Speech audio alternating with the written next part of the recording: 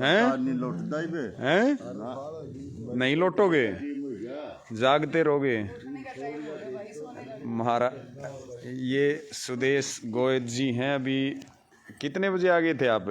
हम पता नहीं भाई, कल 11 नहीं 12:30 हो गए होंगे, तो 12:30 बजे दिन में आए थे। हाँ, 12:30 बजे दिन में आ गए थे। हमारे टिकरी बॉर्डर पे रहते हैं, बहुत क्रांतिकारी हैं हर जगह, भावुक भी बहुत हैं और बहुत पूरी ताकत से आंदोलन में जुटी हुई हैं। वो भी अपनी अभी ये बिल्कुल गेट है थाने का, उसके सामने जो है आप देख सकते हो सोए।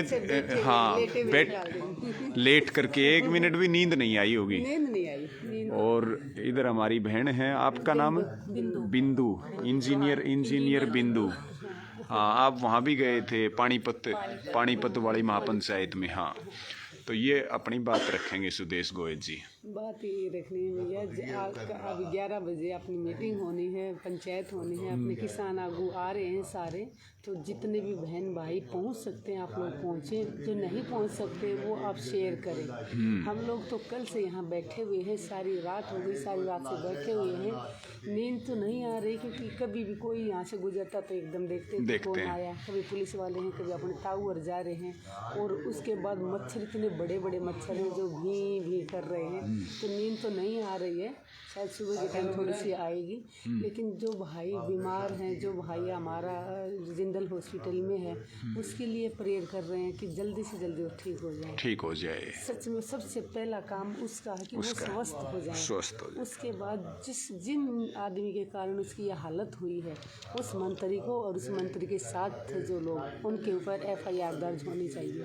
मुझे समझ में नहीं आ रहा कि न्याय में ये हमारे साथ भेदभाव क्यों करते हैं। अगर मंत्री की गाड़ी का शीशा टूट गया तो बिना सबूत के हमारे 2 किसानों को उठा के वो जेल में डाल देते हैं, सिर्फ शीशा टूटने के लिए। और हमारा भाई कुलदीप जो जिंदगी और मौत की लड़ाई लड़ रहा है, उस चोट लगने के बाद वो बोला नहीं है, उसने आंखें नहीं खोली हैं, और उसके गुनहगारों को कोई FIR दर्ज करने के लिए तैयार नहीं। हम किसान भाई बहन यहाँ डटे हुए हैं, कल सारा दिन बैठे हुए थे, सारी रात निकल गई है, यहाँ डटे हुए हैं। तो सिर्फ ये कि उसके गुनहगारों को FIR दर्ज होनी चाहिए। जब तक नहीं होगी तो हम लोग यहाँ से जाएंगे नहीं।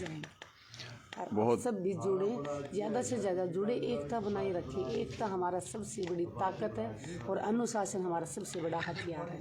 तो एकता और अनुशासन बहुत ज़रूरी है और जीतेंगे हम, बिल्कुल जीतेंगे। लगे जो सरकार कोशिश कर रही है, जो हमारे क्रांतिकारी भाई हैं, जो हमारे आगू हैं, जो हमारे समाज को जगा रहे हैं, हमारे समाज के लोगों को जागरूक कर रहे हैं, उनको निशाना बना रही है सरकार, जानबूझ के उनको निशाना बना रही है। लेकिन हम हिम्मत नहीं हारेंगे, हम लड़ेंगे और हम जीतेंगे।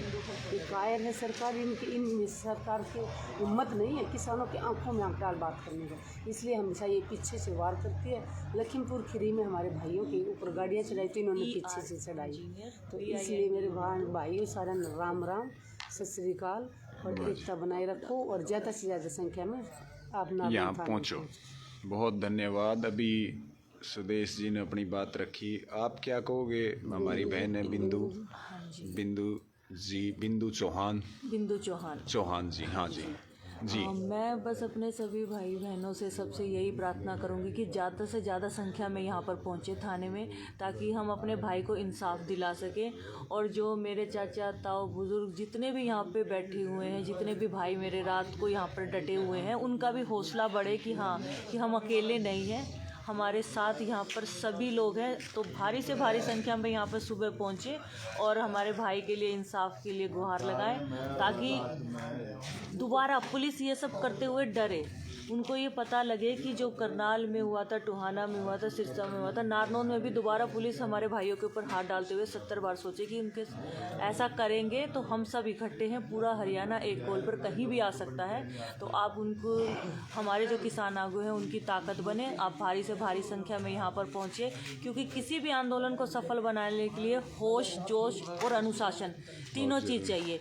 महिलाएं यहाँ पर अनुशासन को संभाल रही हैं, युवा हमारे जोश को, और बुज़ुर्ग हमारे होश से काम ले रहे हैं, उनका तजुर्बा हमारे लिए काम कर रहा है। तो सभी की ज़रूरत है हमें यहाँ पे, युवाओं की भी उतनी ही ज़रूरत है, बुज़ुर्गों की भी और महिलाओं की।